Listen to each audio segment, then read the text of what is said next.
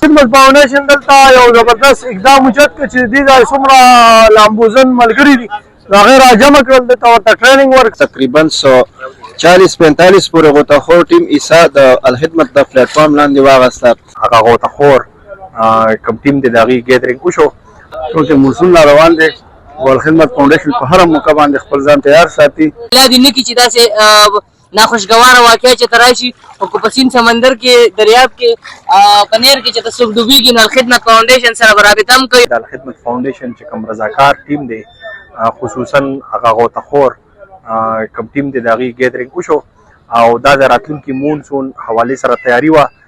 په ثوابې کې چې څومره هم الله تعالی دې نه کړي چې څومره هم ډیزاسټر راځي د هغې دپاره موږ مختلف ټیمونه تیارو هر کال او هغه موږ سره رجسټرډ وي او خدا نخواسته چېرته هم څه ډیزاسټر کېږي سیلاب راشي چېرته کې څوک ډوب شي په ثوابې کې 2-3 هر غټ نهرونه دي په هغې کې روزانه بنیاد باندې 2-3 کسان ډوبېږي. ولنټیر یو ډېر ښکلی پروګرام وشو د مختلف ضلعې نه راغلي ولنټیر په دې کې شرکت وکړو او زموږ ښه تفصیلي خبرې هغې سره وشوې څو چې موسم را روان دی او الخدمت فاونډیشن په هره موقع باندې خپل ځان تیار ساتي. ویراج په غاړه باندې یو پروګرام د غوطهخور ټیم لپاره ارینج کړی چې هغې کې موږ سره تقریبا 140-45 پورې غوطهخور ټیم عیسی د الخدمت د پلیټ فارم لاندې واغسته. خصوصي نشست شو او مختلف قسمه هدایات ورکړی شو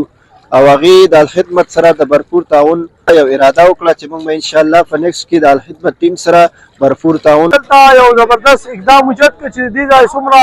لامبوزن ملګري دي هغې راجمع کړل دلته ورته ټریننګ ورکړو هغې دې رسټوریشن وکړو او دا ټول لامبوزن چې کوم دي نو دا په مختلف مواقعو د الخدمت فاونډیشن په کارېږي. تاسو اورئ چې روزانه په بنیاد باندې په سیند کې په نهرونو کې خلک چې کوم دی نو هغه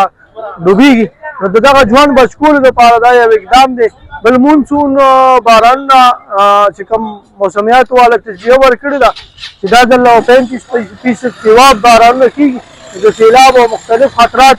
دا موجود دي. په ټوپۍ تحصیل کې دا زبردست پروګرام وشو.